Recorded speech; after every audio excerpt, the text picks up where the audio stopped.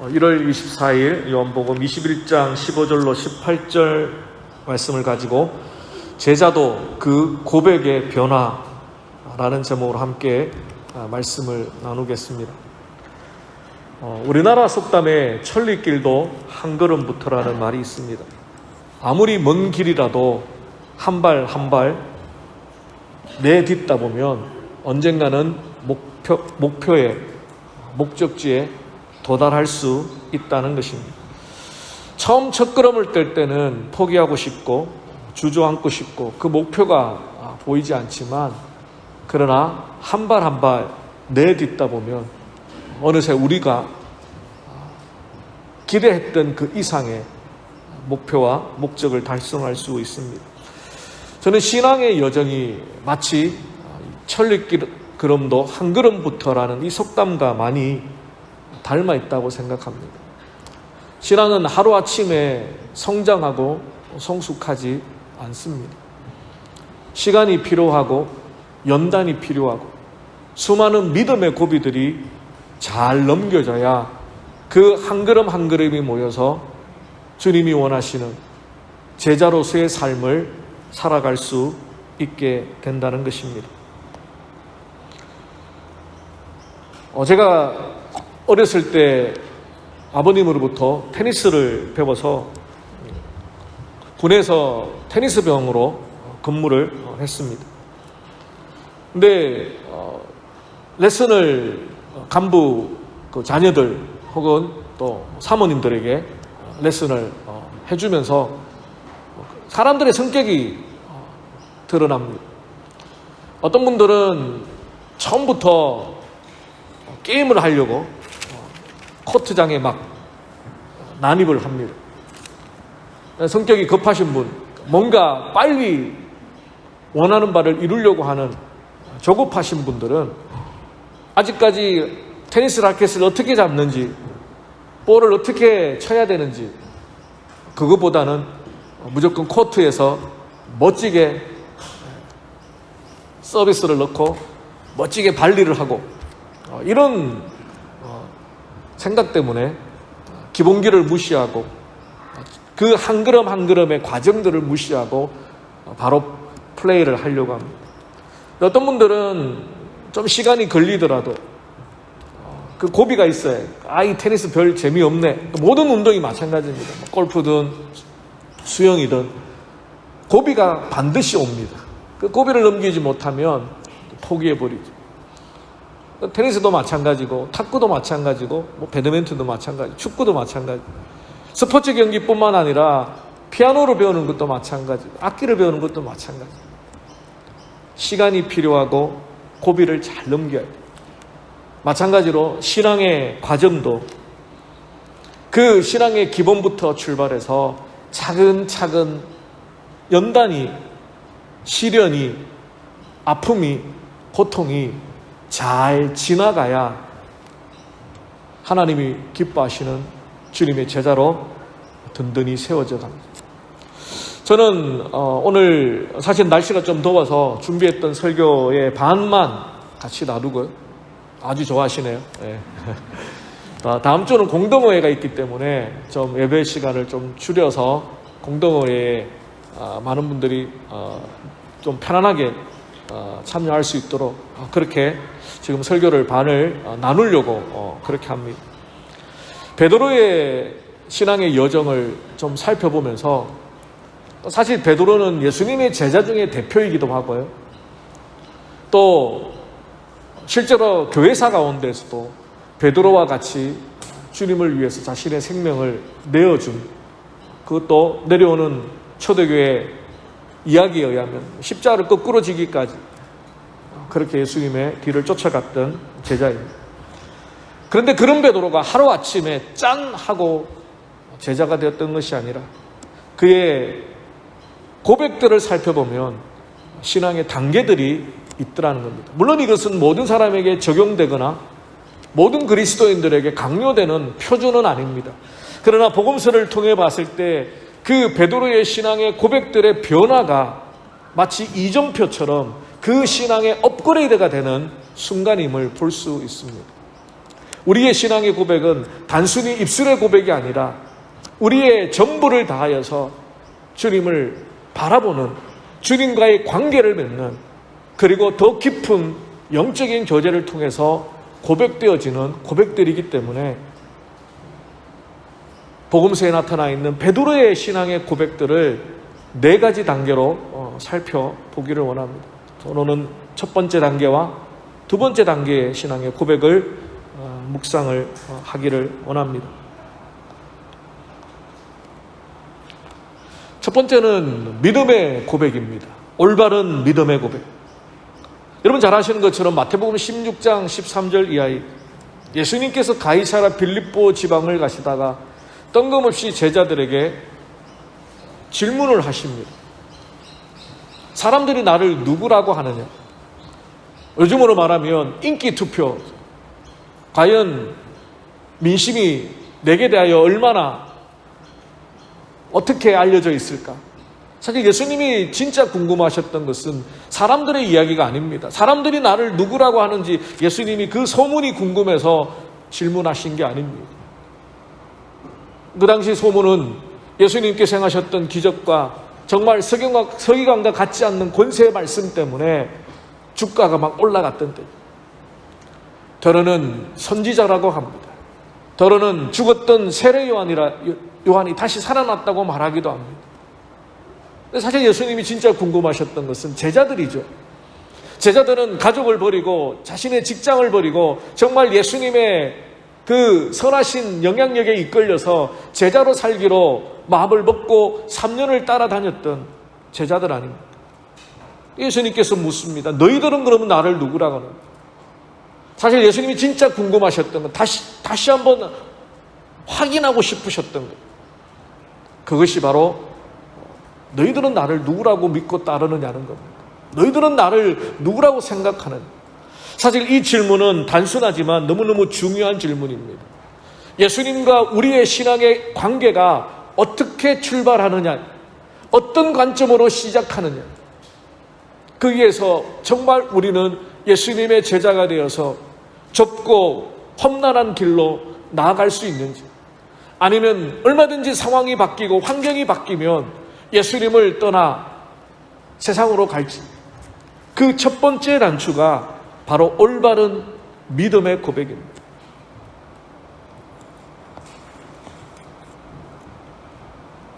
베드로가 대표하여 대답합니다. 주님은 그리스도시요 살아계신 하나님의 아들입니다.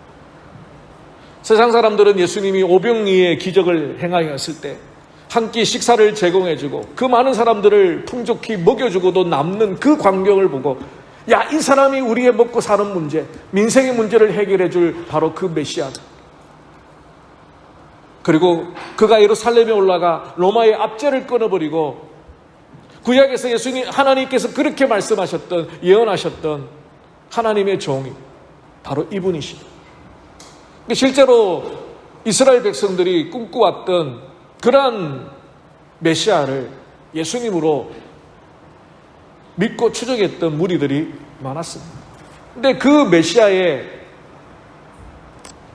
소망이 사실은 하나님이 원하시는, 하나님께서 이 땅 가운데 우리의 죄를 근본적으로 해결하시고 하나님의 나라를 우리 가운데 소망을 주실 그 메시아가 아니라 이스라엘 백성들의 메시아, 정치적인 어려움을 해결해주고 민생의 문제를 해결해주고 먹고 사는 문제를 해결해주고, 야, 그래서 이 땅 가운데 정말 천국과 같은 옛 다윗과 솔로몬의 그 영화를 회복하는 그런 메시아, 우리 유대인들을 잘 먹고 잘 살게 해주는 그런 메시아.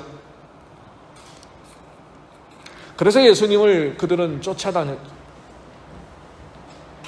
사실 이 마태복음 16장에서 예수님이 물으셨던 이 질문 이후에 베드로의 신앙의 고백을 들으시고 예수님은 비로소 장차 예루살렘에 올라가 십자가를 지고 죽으실 것을 제자들에게 말씀하기 시작합니다. 어쩌면 요 포인트를 전후로 하여서 예수님의 사역이 이제 후반부로 접어들어가게 됩니다. 이제 공생의 마지막을 향하여, 그것은 바로 십자가의 죽음과 부활이시죠. 그리고 난 뒤에 이제 제자들이 예수님의 바톤을 이어받아서 오순절 성령의 능력을 받고 이제 이 땅 가운데 주님의 복음을 전하는, 목숨을 걸고 하나님의 나라를 선포하는 교회가 되어야 되는데, 그 출발이 바로 뭐냐면 예수님을 너희들은 누구라고 고백하느냐. 실제로 예수님은 베드로의 신앙의 고백, 주는 그리스도시요 살아계신 하나님의 아들입니다, 이 고백을 들으시고, 그래, 이 고백 위에 내 교회를, 주님의 교회를 세우시겠다라고 선언해 주시죠. 가톨릭에서는 이 베드로의 신앙의 고백, 이 고백을 한 베드로에 초점을 맞추어서 제1대 교황이 베드로가 됩니다. 중세가 시작되면서. 그러나 우리 리폼드 처치 개혁주의에서는 베드로라는 사람이 중요한 것이 아니라 베드로의 그 신앙의 고백이 중요한, 바로 주님을 향한 고백. 주님은 그리스도시요 살아계신 하나님의 아들입니다. 그 고백이 모든 주님의 교회의 기초가 되고 근간이 되는 겁니다. 그래서 교회의 머리가 예수님이라고 말씀하는 이유가 예수님에 대한 신앙의 고백 위에 교회가 세워져 있기 때문에. 그 고백이 무너진 것은 교회가 아니죠. 그 신앙의 고백이 모든 성도들로부터 고백되어질 때, 단순히 입술의 고백이 아니라 삶으로 고백되어질 때, 내 삶의 주인이 바로 그리스도이신 하나님의 아들이신 예수님이심을 내 삶 순간순간마다 고백할 때, 그리고 그 고백대로 살아가려고 몸부림칠 때, 그 고백대로 살아가려고 고민할 때, 그 교회가, 그 성도들이 올바른 그리스도의 몸을 이루어가는 교회가 되는 것입니다. 그래서 예수님의 이 질문은 너무너무 중요합니다. 저와 여러분에게도 중요합니다. 여러분에게 예수님은 누구십니까? 여러분은 왜 이 더운 한여름에 마스크를 쓰고 이곳에 앉아 예배를 드리기를 원하십니까?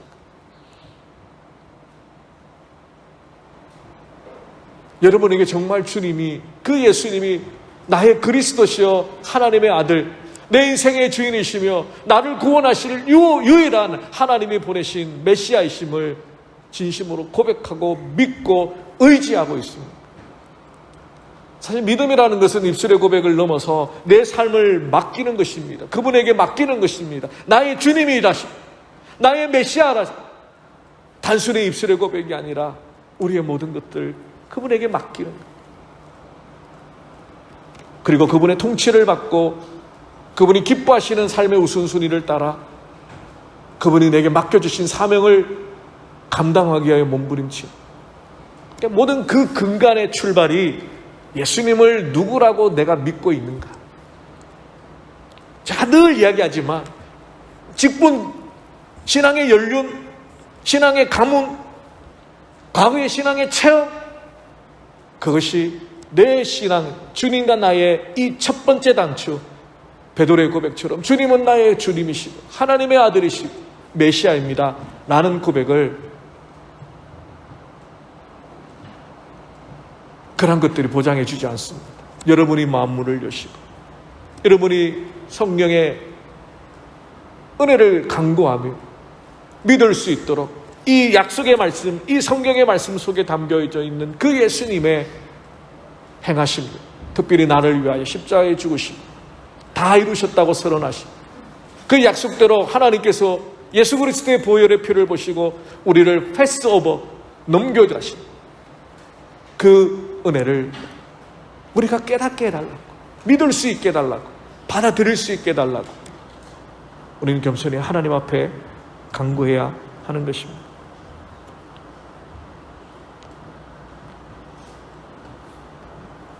이민교회를 섬기다 보면 많은 성도님들을 만나게 되고 또 많은 분들과 대화를 하게 되고 많은 분들의 신앙을 옆에서 지켜보게 됩니다.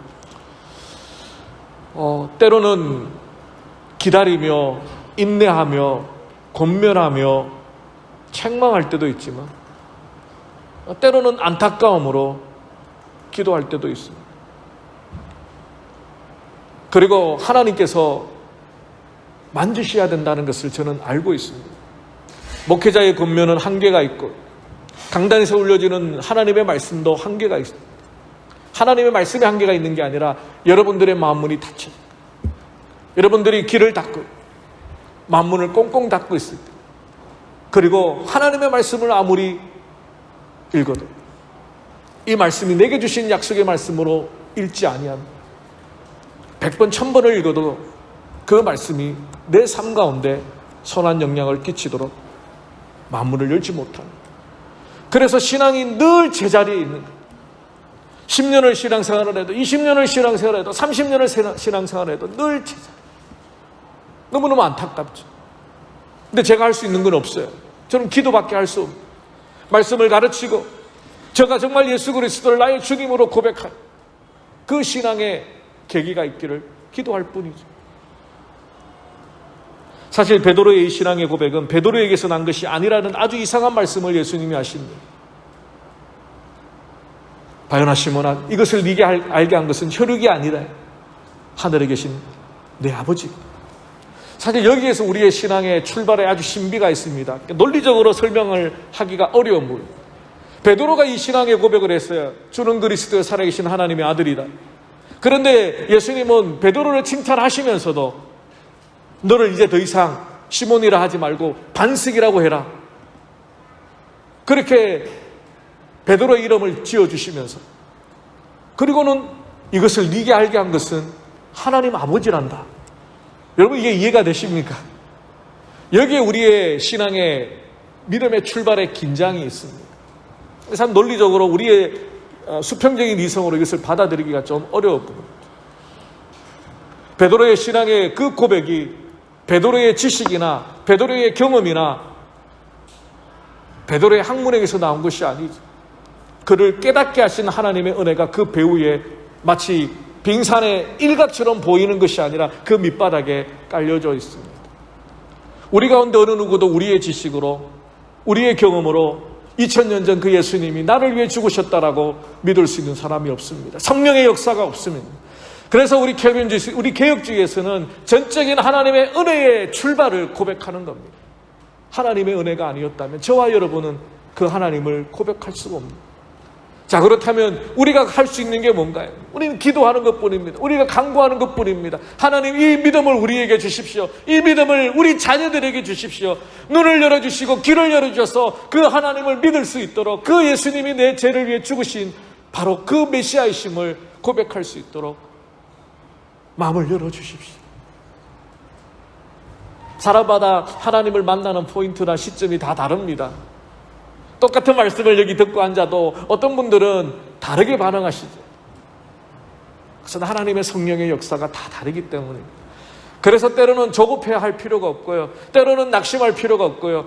내가 아직까지 뭔가 믿음의 그림이 크게 보이지 않아도 우리 자녀들이 정말 이거 지금 예수 믿는 건지 안 믿는 건지, 우리 애들이 정말 지금 만약에 갑자기 불의의 사고가 난다면 천국 갈 것인지 지옥 갈 건지 그렇게 모든 것이 희미하고 허릿하게 보일 수 있어요. 그러나 그 마음 중심에 하나님과의 1:1 관계 속에 하나님께서 역사하시고 하나님께서 은혜 주신 자들, 겉으로 표현은 안 하지만 겉으로 어리숙하게 보이지만 그 마음 중심에는 거듭나신 하나님의 성령의 은혜가 있다는 겁니다. 그것은 사람이 판단할 수 없다는 거죠. 다시 첫 번째 질문으로 돌아갑니다. 여러분에게 예수님은 누구십니까? 여러분, 무엇 때문에 예수님을 믿습니까? 여러분에게 의심도 없고 회의도 없고 성경 창세기부터 요한계시록까지 모든 말씀이 다 이해가 되어서 믿는 게 아닙니다. 저도 어떤 말씀은 이해가 안 됩니다. 어떤 말씀은, 어떤 상황은 믿음의 사람들이 아파하고 믿음의 사람들이 고난을 당하고 믿음의 사람들이 실패하고 심지어 정말 믿음으로 살려고 하는 사람이 단명하고,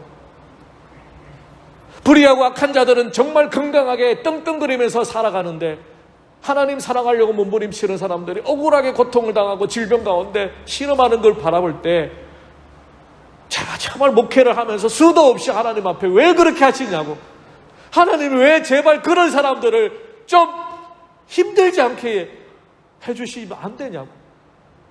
근데 대답은 없어요. 그 하나님의 뜻이, 내가 알지 못하는, 목회자라서 옆에서 지켜보는 안타까움은 있지만 하나님이 하시고자 하시는 더 크신 일들을 제가 감히 어떻게 이해할 수 있겠어요. 그런 가운데 하나님의 백성들이 하나님을 알려고 몸부림쳐가요. 여러분에게 의심이 있을 수도 있고요. 때로는 내 신앙의 과정이 힘들 수도 있고요. 내 눈앞에 모든 것이 클리어하게 보이지 않는 막막함이 있다 할지라도 단 한 가지, 이 고백만 있다면 예수님 나의 주님이시고 하나님의 말씀에 보니까 나를 위해 십자가에 죽으신 유일한 메시아이심을 기록하고 있기 때문에 그 약속의 말씀을 붙들고 여러분이 완전히 천사와 같이 완전히 100% 말씀을 이해하는 그런 고백이 아니라 할지라도, 이런 베드로 한번 보세요. 베드로 나중에 예수님 또 부인하잖아요. 이런 고백을 해놓고 돌아서서 예수님이 그래 나 이제 너희들 믿을만 하구나, 나를 메시아로 고백하니까 나 이제 십자가 지기 위해서 예루살렘에 올라갈 거야. 그랬더니 베드로가 예수님 불러다가 예수님 그러시면 안 됩니다. 죽기는 왜 죽어요? 그때 예수님 뭐라고 말씀하셨어요? 사탄아 물러가라. 베드로가 사탄이 아니라 베드로 속에 있는 그 인간적인 생각, 인간적인 정, 예수님의 사명을 앞에 두고 있는 하나님의 나라를 생각하지 못하고 인간적인 정 때문에 예수님과 억만년, 3년 아니라 억만년이라도 이 땅에서 같이 먹고 삽시다. 요한복음 17장 변화산 사건도 똑같죠. 베드로와 요한과 야고보가 말합니다. 주님 여기 너무 좋습니다. 너무너무 황홀합니다. 모세와 엘리야가 등장하고 초막셋을 짓고 여기서 살아갑시다. 너무너무 좋겠습니다. 산 아래 귀신 들린 아이를 고치지 못한 나머지 9명의 제자들이 쩔쩔매고 있는 그 상황, 주님은 산 아래로 내려가서 그 병든 아이를 고쳐주시죠. 여러분 혹시 내가 완전한 믿음을 가지고 있어야만 이 고백을 한다고 생각하지 마십시오. 하나님의 모든 말씀을 다 fully understand 해야 이 고백을 할 수 있다고 생각하지 마십시오. 오늘 약속의 말씀대로 이 성경에 기록된 대로 예수님이 나를 위해 죽으셨다라는 이 사실을 믿고 고백한다. 베드로와 같이 하나님께서 알게 해주신 이 신비한 은혜의 말씀대로 주님은 나의 그리스도시요 살아계신 하나님의 아들입니다. 이 신앙의 고백의 출발이 있기를 바랍니다. 두 번째는요, 사랑의 고백입니다. 오늘 본문에 나왔던 말씀의 내용입니다. 베드로가 예수님을 3번씩 부인하고 주님을 이제 다시 제외하는 장면이에요. 예수님께서는 부활하시고 난 뒤에 갈릴리로 먼저 가시겠다고 하셨고요. 제자들이 뒤늦게 갈릴리로 오게 됩니다. 예루살렘에서 이제 오게 되죠. 그리고 갈릴리 바닷가에 무슨 생각으로인지 모르겠지만 옛날 하던 대로 고기를 잡다가 부활하신 예수님이 그에게 찾아옵니다. 예수님은 부족하고 못난 제자들을 다시 찾아오셨습니다. 실수투성이 주님이 죽으면 같이 죽겠다고 고백했던 베드로와 제자들, 그들을 다시 찾아오셔서 예수님 뭐라고 말씀합니까? 요한의 아들 시몬아, 네가 나를 다른 사람들보다 사랑하느냐? 사실 많은 학자들은 이 대목에서 예수님께서 왜 베드로라고 부르시지 않고 자신이 지어준 이름이 아니라 원래 베드로의 이름 시몬이죠. 요한의 아들 시몬아. 여러분 사실 이 베드로라는 이름의 뜻이 반석이라고 그랬잖아요.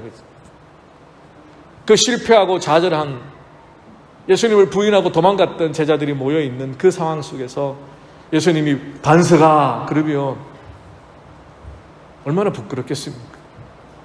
반석 같지도 않은 반석이네. 예수님은 사실 그러한 빈정대는 투로 그들을 맞이하고 싶지 않으셨던 것 같아요. 그래서 옛날 그 이름, 반석이라는 이름의 베드로 대신에 옛날 처음 갈릴리 바다에서 만났던 그 베드로의 이름, 요한 아들 시몬아, 네가 나를 사랑하느냐? 두 번째 신앙의 고백의 단계는 사랑의 고백의 단계입니다. 사랑. 우리가 예수님을 만난 적이 없고 본 적도 없고 만진 적도 없지만 성령의 역사로 말미암아 그 주님이 나와 함께 계시고 살아계시고 내 삶을 인도하신 분이라는 것을 고백하게 됩니다. 예수 믿는 사람들은 예수님을 사랑하는 자들이죠. 오늘 베드로에게 부활하신 예수님이 나타나셔서 사랑을 물으셨던 것처럼 예수님은 우리에게 사랑을 물으십니다. 왜냐하면 예수님 십자가 지신 이유가 바로 저와 여러분을 사랑하시기 때문에, 사랑하심을 드러내시기 위해서 기꺼이 십자가를 지셨어요. 수억만 명의 사람이 아니라 바로 단 한 사람, 여러분이 이 땅에 존재하셨다 할지라도 예수님은 기꺼이 십자가를 지셨습니다.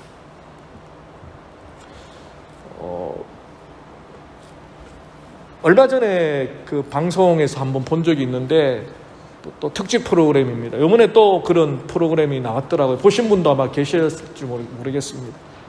그러니까 VR로 가상으로 아이를, 자기가 잃어버렸던 아이를, 이번에는 사랑하는 아내를 만나는 가상 그 모습입니다. 저는 예고편만 잠깐 봤는데, 먼저 아내를 보낸 그 남편의 마음속에는 여전히 그 아내가 내 앞에 존재하지 않아도 사랑하는 마음이 있죠.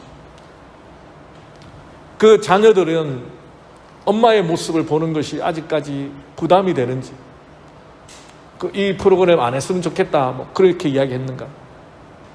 근데 그 남편이 그 아이들을 설득하면서, 물론 이제 또 뇌물이 좀 필요하겠죠. 핸드폰도 사주고 필요한 거 사주면서, 아빠는 이 가상 VR을 통해서라도 엄마를 꼭 보고 싶다. 그림자라도 엄마 보고 싶다. 아내를 보고 싶다. 그 인터뷰를 하는 장면을 보면서 저도 모르게 제 아내가 있음에도 불구하고 공감이 되어가지고 막 눈물이 막 나더라. 근데 우리는 예수님을 한 번도 본 적이 없는데 어떻게 사랑하나요? 그런 질문을 가끔 받습니다. 예수님을 만난 적이 없는데, 예수님 본 적이 없는데. 그래서 우리는 하나님의 말씀과 성령의 역사로 주님을 사랑하는 고백을 날마다 드려야 되는 거예요. 주님 사랑합니다. 날 위해 십자가에 죽으신 주님의 사랑이 확실하기 때문에,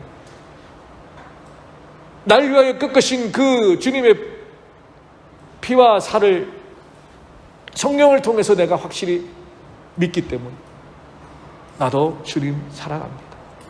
이 사랑의 고백이 우리의 매일매일 삶 가운데 이루어져야 합니다. 사실 이것은 인격적인 사랑의 고백입니다. 만난 적이 없고 본 적이 없고 터치한 적이 없지만 성령의 역사로, 성경의 기록으로 하나님의 말씀을 믿고 지금도 그 주님이 나와 함께 옆에 이 살아계시 이 자리 가운데 계시고 내 삶의 자리 가운데 함께 하시고 내 인생을 인도해 가시는, 그리고 우리가 공부하고 넘어지고 쓰러질 때마다 나를 바라보시는, 위로하시는, 힘주시는 살아계신 주님을 고백할 때 우리가 왜 찬양했습니까? 주님 사랑합니다. 그 고백이죠. 봉사하고 헌신하고 그 모든 것들이 다 주님을 향한 사랑의 고백입니다. 말씀을 정리하겠습니다. 사랑하는 성도 여러분, 베드로의 신앙의 첫 번째 고백은 올바른 믿음의 고백입니다. 주님을 향한 올바른 신앙의 고백. 두 번째는 예수님을 인격적으로 내가 사랑한다는 신앙의 고백입니다. 예수님께서 우리에게 물으십니다. 우리의 삶의 자리에 찾아오셔서 베드로와 같이 물으십니다. 어쩌면 실패하고 어쩌면 우리 스스로 신앙의 제자리에 멈춰있는 낙심한 우리에게 여러 가지 일로 인하여, 교회로 인하여, 사람들로 인하여 찢기고 상한 마음들, 주저앉아 있는 우리들, 오늘 디베라 바닷가의 제자들과 똑같죠.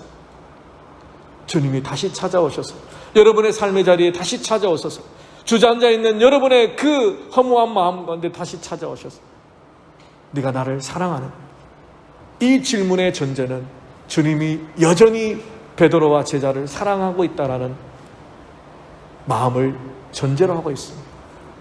주님의 우리를 향한 사랑은 변함이 없기에 우리의 삶 가운데 우리도 동일하게 주님 사랑합니다. 부족하지만 사랑합니다. 연약하지만 주님 사랑하기를 원합니다. 그렇게 고백하시는 저와 여러분 되시기를 주님의 이름으로 축원합니다. 기도하겠습니다. 살아계신 주님 감사합니다. 오늘 베드로의 신앙의 모습, 첫 번째와 두 번째, 올바른 신앙의 고백, 올바른 믿음의 고백, 주님 그리스도시요 살아계신 하나님의 아들입니다. 이 고백을 묵상합니다. 주님, 우리에게 주님은 어떤 분입니까? 우리 사랑하는 성도님 한 분 한 분에게 주님은 어떤 주님입니까? 날 위하여 죽으신 그 사랑을 기억하며 주님을 사랑한다 고백하는 베드로에게 찾아오셔서 실패하고 좌절하고 도망갔던 그 베드로에게 다시 찾아오셔서 주님의 사랑을 드러내 주셨던 것처럼 우리의 삶 가운데 우리의 골방으로 찾아오셔서 내가 너를 사랑하는데 너는 나를 사랑하느냐? 주님 질문하여 주시옵소서. 내가 주님을 사랑합니다. 베드로와 같이 두렵고 떨림으로 그 질문에 응답하는 저희 모두가 되게 하여 주시옵소서. 감사하고 우리 주 예수 그리스도 이름으로 기도 올리옵나이다. 아멘.